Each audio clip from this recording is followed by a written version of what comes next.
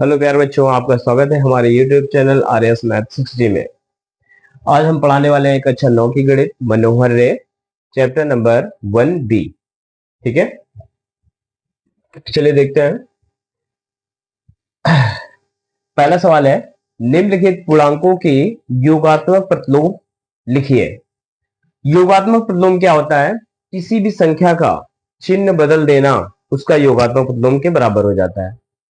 योगात्मक प्रतिलोम वह है जिसको जोड़ने पर जीरो प्राप्त हो जाए, वही योगात्मक प्रतिलोम है। जैसे 5 में क्या जोड़ दें तो योगफल 0 मिल जाएगा, तो माइनस का 5 जोड़ देंगे तो 0 हो जाएगा। ठीक है, हम जोड़ना क्यों कह रहे हैं?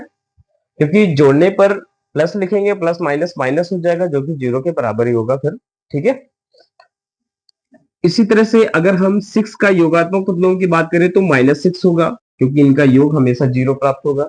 ठीक है, उसी तरह से अगर माइनस का 3 है, इसका योगात्मक प्रतिलोम लिखेंगे तो 3 आएगा। यानी किसी भी संख्या का चिन्ह बदल देना ही उसका योगात्मक प्रतिलोम हो जाता है। ठीक है, चलिए लिखेंगे -7 का योगात्मक प्रतिलोम।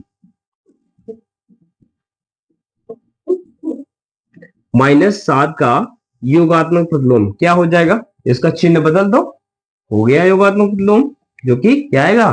प्लस का 7। ठीक है, 0 का योगात्मक प्रतिलोम, जो 0 का योगात्मक प्रतिलोम होगा, प्लस रखो चाहे माइनस रखो, धनात्मक ऋणात्मक कुछ होता ही नहीं है। 0 का योगात्मक प्रतिलोम 0 ही होता है, क्योंकि 0 को 0 में ऐड करेंगे या सब्ट्रैक्ट करेंगे तो मान 0 ही प्राप्त होता है। ठीक है, यहां पे -a + b का योगात्मक प्रतिलोम निकालेंगे तो इसका केवल चिन्ह बदल देना है शुरुआत का।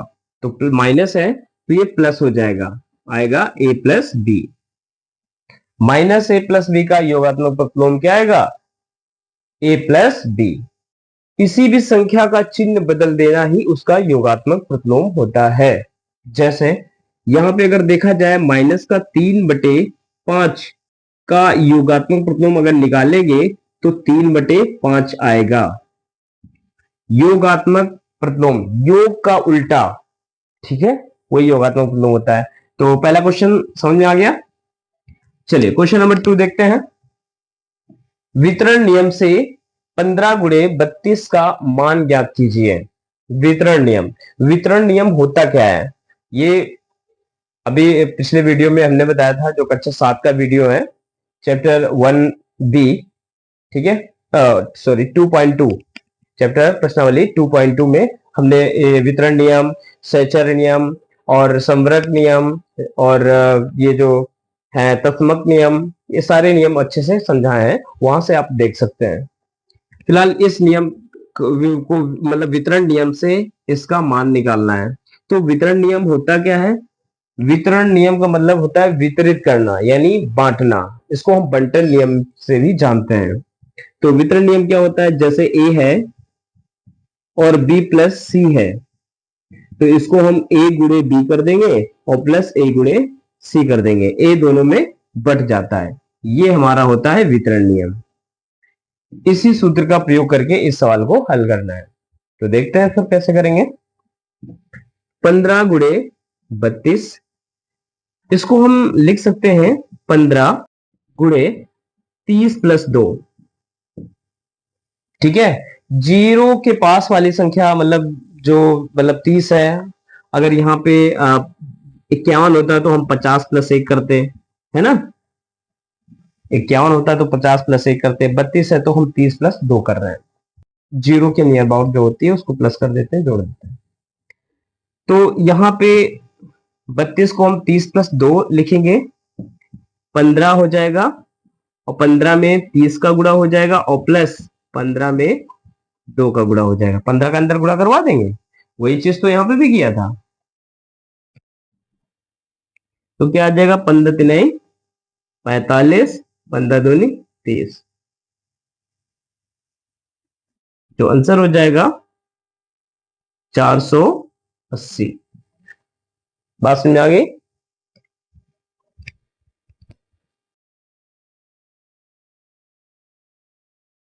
चलिए क्वेश्चन नंबर तीसरा देखते हैं। धन पूर्णांकों में एक उदाहरण सहित दर्शाइए कि योग की संक्रिया पर योग का वितरण नियम असत्य है। यानी अभी हमने वितरण नियम देखा है। क्या होता है वितरण नियम? वितरण नियम, वितरण नियम योग या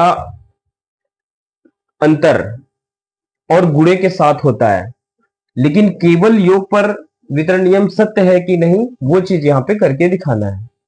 तो वितरण नियम देखा जाए तो होता है ए गुणे बी प्लस सी बराबर ए गुणे बी प्लस ए गुणे सी, ये वितरण नियम होता है।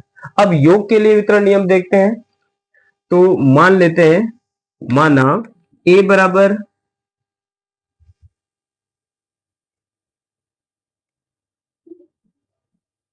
3, बी बराबर 4 और सी बराबर 5 मान लेते हैं। योग पर देखना है तो योग के लिए वितरण नियम देखते हैं।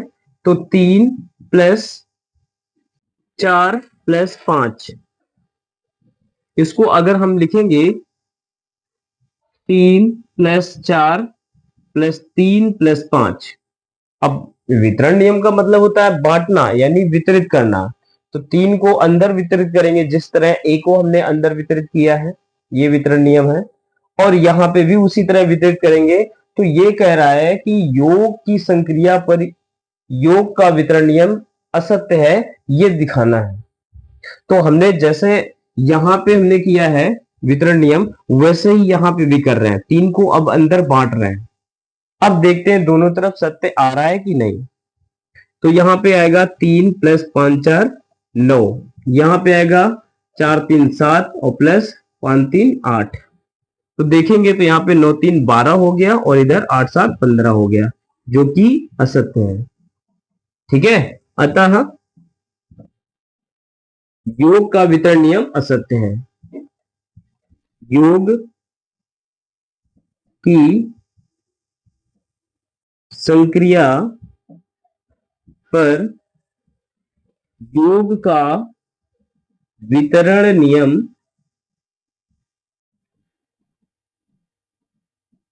असत्य है। बात समझ में आ गई? जिस तरह वितरण नियम योग के साथ गुणा के लिए होता है, उसी तरह क्या योग के लिए, केवल योग के लिए सत्य है कि नहीं, वो चीज हमें दिखाना था। तो हमने ए और बी और सी इस तरह कोई भी संख्या मान लिए। अब जिस तरह वितरण नियम ये है उसी तरह से हम इसको रखेंगे। इसमें भी 3 को अंदर बांटेंगे तो 3 4 के साथ जुड़ेगा, फिर 3 को 5 के साथ जोड़ेंगे। फिर देखेंगे दोनों तरफ बराबर आ रहा है कि नहीं, और बराबर नहीं आ रहा है तो ये कथन क्या है, असत्य है। ठीक है, चलिए चलिए क्वेश्चन नंबर 4 देखते हैं। दर्शाइए कि पूर्णांकों में योगात्मक नियम अद्वितीय होता है। कहने का मतलब पूर्णांकों का योगात्मक नियम, यानी a प्लस बी करें और b प्लस ए करें तो दोनों का मान एक ही मिलेगा, उसी को हम बोलते हैं अद्वितीय, यानी कोई दूसरा मान नहीं मिलेगा, एक ही मान मिलेगा। ठीक है, ये हमें प्रूव करके दिखाना है। तो मान लेते हैं, माना ए तथा बी, ए तथा बी एक पूर्णांक है। तो हम अगर a प्लस बी करेंगे तो एक पूर्णांक ही मिलेगा।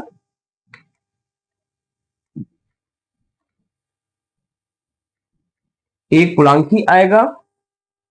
और हम b प्लस ए करें तो भी एक पूर्णांक ही आएगा। ठीक है, और ये सेम संख्या होगी। मान लेते हैं a बराबर 2 और b बराबर 3 मान लिया। तो 2 प्लस 3 करेंगे तो क्या मिलेगा, 5, और 3 प्लस 2 लेंगे तो भी क्या मिलेगा, 5। अतः लिख देंगे पूर्णांकों में योगात्मक नियम अद्वितीय होता है, ये सिद्ध करना था। दर्शाइए कि पूर्णांकों में योगात्मक नियम अद्वितीय होता है, मतलब योग को हम उलट पलट के अगर जोड़े तो एक ही मान मिलेगा, ये हमें प्रूव करना था। तो हमने ए और बी कोई भी एक पूर्णांक मान लिए, इनका हम a प्लस बी से योग किया तो भी एक पूर्णांक मिलेगा, b प्लस ए करेंगे तो भी एक पूर्णांक मिलेगा। इसलिए हमने कोई एक संख्या a बराबर दो, b बराबर 3, तुम कोई भी संख्या मान सकते हैं, हमने ये मान लिया। तो इनको हमने जोड़ा 2 प्लस 3 करके तो भी 5 आया, 3 प्लस 2 किया तो भी 5 आया। अतः पूर्णांकों में योगात्मक नियम अद्वितीय होता है, यानी किसी भी संख्या को हम चाहे पलट पलट करके जोड़े या सीधा जोड़े, आंसर उतना ही आता है। यही यहाँ पे प्रूव करना था। ठीक है, चलिए अब देखते हैं क्वेश्चन नंबर 5। निम्नलिखित संख्याओं में से धन पूर्णांक छांटिए। कौन कौन सी संख्याएं धन पूर्णांक हैं जो हल करने के बाद धन चिन्ह के साथ मान प्राप्त होगा, वही संख्याएं धन पूर्णांक होंगी। तो यहां पे इसका अगर हल देखेंगे 8 माइनस 6 तो मिलेगा 2, यहां पे मिलेगा माइनस का 3, प्लस इसका चिन्ह है, माइनस इसका चिन्ह है, घटेगा तो माइनस ही आएगा। ठीक है, क्योंकि माइनस वाली संख्या बड़ी है, -3 बचेगा, यहां पे बचेगा 4, यहां पे बचेगा 12, माइनस माइनस का जोड़ा बन गया तो ये प्लस की संख्या बन जाएगी, तो 4 पे नहीं 12 आएगा। यहां पे क्या बचेगा, 8 में 2 से भाग करेंगे तो 4 आएगा, यहां पे माइनस का 15, क्योंकि सिंगल माइनस है, 3 से गुणा करेंगे तो माइनस का 15 बचेगा, और यहां पे प्लस का 15।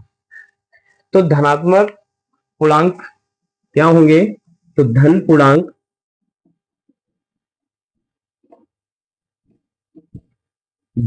कौन कौन से होंगे, तो जो जितने भी धनात्मक मान प्राप्त होगा वो हमारे धन पूर्णांक कहलाएंगे।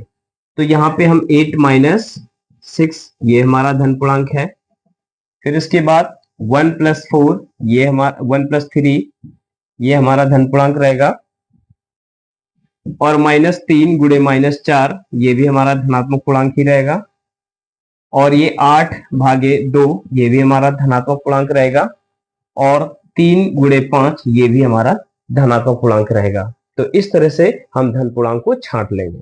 ठीक है, ये क्वेश्चन नंबर 5 था, जो कि आखिरी क्वेश्चन था, ये जो कि फिनिश हो गया है। ठीक है, अब हम चैप्टर 1A के 2 सवाल जो पीछे छूट गए थे उनको यहाँ पे हम करे दे रहे हैं। ठीक है,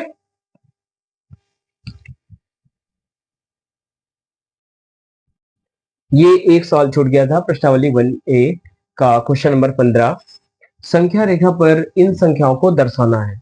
ठीक है, तो हम सबसे पहले एक संख्या रेखा खींच लेंगे। हमें ये पता होना चाहिए इस तरफ माइनस वाले संख्या लिखी जाती हैं और इस तरफ प्लस वाली लिखी जाती हैं। ठीक है, और बीच में हमारा 0 पॉइंट होता है। ठीक है, अब जो भी माइनस वाले नंबर हैं वो इस तरफ लिखे जाएंगे, और जो प्लस वाले नंबर हैं वो इस तरफ लिखे जाएंगे। तो देखिए, तो यहां पे क्या होगा, 1 2 3 4 5 6, मैक्सिमम नंबर है 5 तक, तो हमने 6 कर लिया, कोई दिक्कत नहीं। इधर भी 1 2 3 4 5 6 इधर भी कर सकते हैं, 5 पर्याप्त है लेकिन।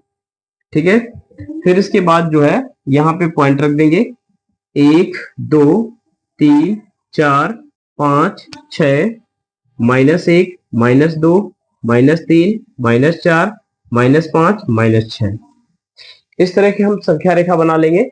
अब यहाँ पे जो यहाँ पे मान दे रखे हैं उसी के ऊपर उसको नाम दे देंगे।